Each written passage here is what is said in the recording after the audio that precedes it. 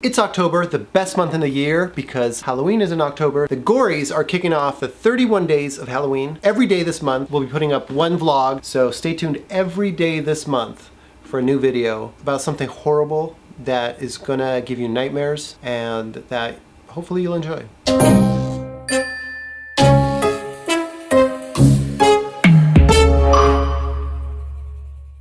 So welcome to the very first edition of the 31 Days of Halloween, and I thought for the very first episode we should tackle the most basic question surrounding Halloween, which is, well, what is Halloween? What's its history? Where did it come from?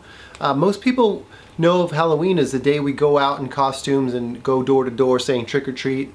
We get candy from strangers.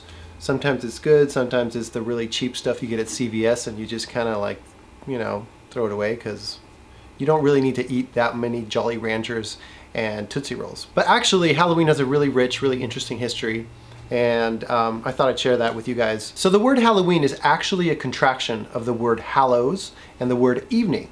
Evening being contracted to sound like een, hallows, Halloween. Now what does that mean? Well, hallows means saint. It's a saintly person, a person endowed with divine gifts. And so All Hallows Day, which is actually November 1st, the day after Halloween, is a celebration of these saints. So essentially, Halloween is a Christian holiday observed by the Catholic Church and many Protestant denominations as well. But Halloween goes further back than that.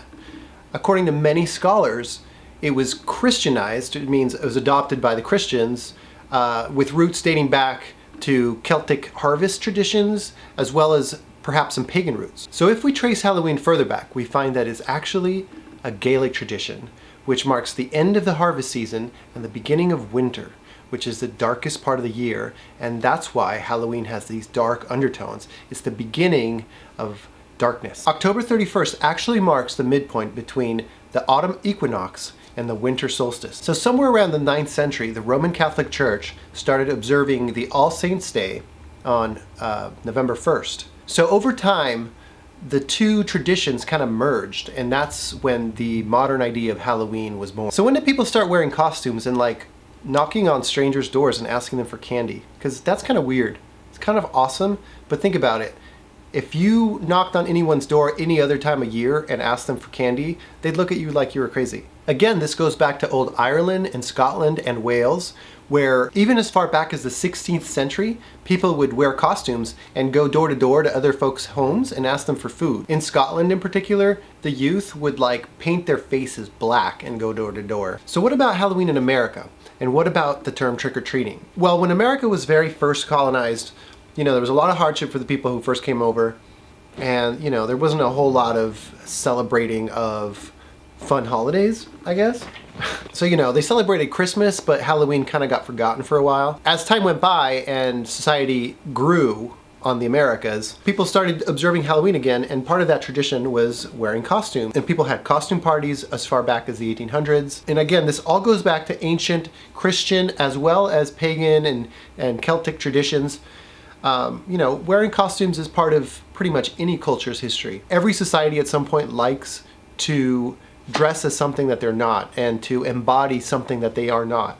And I think that's part of the fun of Halloween. I think that's why we all enjoy it so much, is because for one night it's okay to be whatever you want to be. So as far as the term trick-or-treating, apparently people didn't start really saying that or using that until the 1920s and 1930s. So when did Halloween become associated with candy? The ancient traditions were you go door to door and you'd get food. That's just an old tradition. I guess it marks the end of the harvest, so people had all this food that they had just harvested and they were happy to share it. Not too long ago, it was really common for people to give kids apples when they came trick-or-treating. But then somewhere in the middle of the 20th century, the mass media started reporting these incidents of people putting razor blades inside the apples. So, when you take a bite, you'd get a razor blade in your mouth, which kind of sucks. Well, it turns out those incidents were like super rare, but the media sensationalized them so much that they pretty much went out of practice. And I'm sure the candy companies were okay with this because now it meant that people had to give out sealed candy because that way it's not tampered with.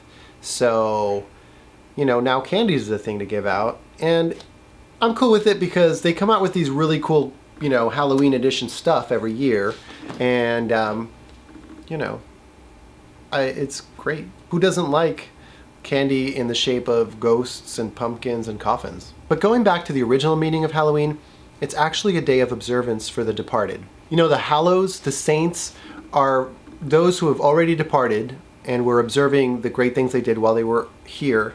And likewise, Halloween is a day to observe basically all the souls that have left that maybe we knew or have touched us. So personally, I think it's good to keep that in mind. You know, just because someone isn't here anymore doesn't mean they're not here anymore.